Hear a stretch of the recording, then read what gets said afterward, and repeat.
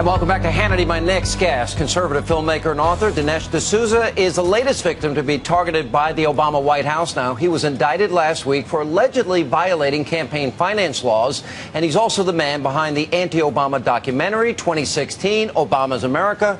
Now, remember, his indictment comes after the IRS harassed conservative groups last year and after the disgraced tax agency recently placed extra security and scrutiny on a group of conservatives in Hollywood. Joining me now for a Hannity exclusive, the man himself, filmmaker, author, Dinesh D'Souza. Dinesh, welcome back to the program. Good to be on the show. All right, I'm sure it's not fun. You're now in the legal process. What can you tell us about it? Well, as you can imagine, it's been quite a week. I will say I can't really talk about the case, but I will say that I'm determined to continue my work. I'm making a big film called America, which is about the greatness of America, that's going to come out for July 4th this year. So I just want to say that I'm undeterred and I'm marching full speed ahead. Do you believe this, and this is not specific to the case, but do you believe this is because of the film that you did leading up to last year's election? Do you believe this is about being targeted because you're a conservative? Well, I will say that the film 2016 was a film that does seem to have gotten under President Obama's skin. And the reason for this is it wasn't just a critique of Obamacare or policies, but I, in a sense, went into Obama's world and also into Obama's mind.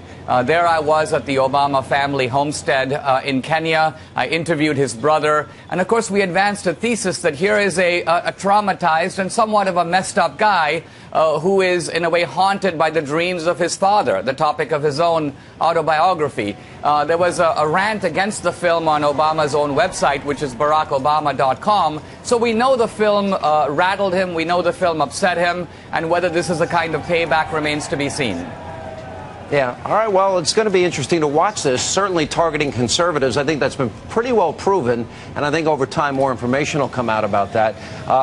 One of the things about his background that I focused on back in 2007, 2008, not only the Reverend Wright, but this guy by the name of Bill Ayers. Now, Obama started his campaign in Ayers' home. He gave speeches with him. He sat on boards with him. Was only asked one time about the relationship with him and said, George, he's some guy in the neighborhood. You got to debate Ayers last night, and we've got a piece of the tape. Let's roll it. You started out as a revolutionary, and, well, you started out a little bit, frankly, in the bin Laden mode. You tried to bomb the Pentagon. You tried to bomb the U.S. Capitol. Here's my question to you. You sounded totally different today. You talked about teaching, you talked about being an educator, you talked about Socratic doubt and wonder. So my question is, what happened to that old revolutionary? Is he still alive, or has he thrown in the towel?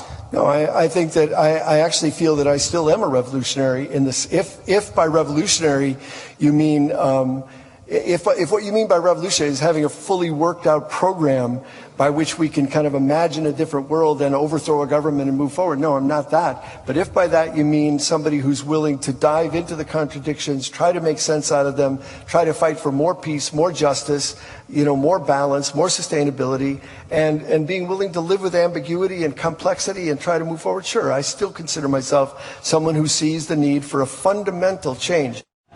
You raised a good point that he was involved in a group that bombed the Pentagon, New York City Police headquarters, the Capitol. He's an unrepentant terrorist. He never said he was sorry for those things. As a matter of fact, in the New York Times, September 11, 2001, he said, I wish I did more. What was your impression of him?